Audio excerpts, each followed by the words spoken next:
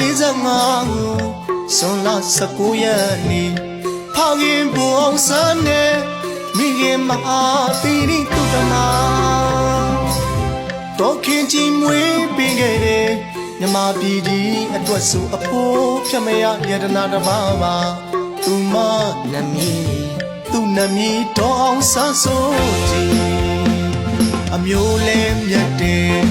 အကျိုးလဲမထွက်တယ်မြမဆိုတာကဘာကပြီးအောင်ရိုးရထမိန်လေးဝဲခါကောင်းမဆိုလဲမြဲွယ်ပန်းပန်းလည်းရပဲတို့မေမေရှင်ဝဲသားပြည်သူများအပေါ်တလေးတစားနဲ့အမေအလေးထားတယ်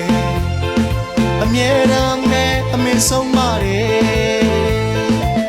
စစ်မှန်သောမြတ်တရားကြောင့်ပြည်သူများရဲ့ချစ်ချင်းမြတ်တာကလေးတွေမကောက်ဘူးပါတီအောင်သူ့ကိုလေအမေလို့ခေါ်ကြတယ်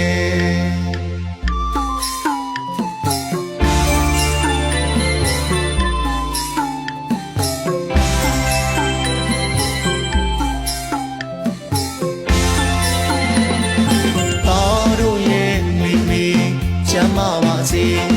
တမီးတို့ရဲ့မိမိကျမ်းမာပါစေ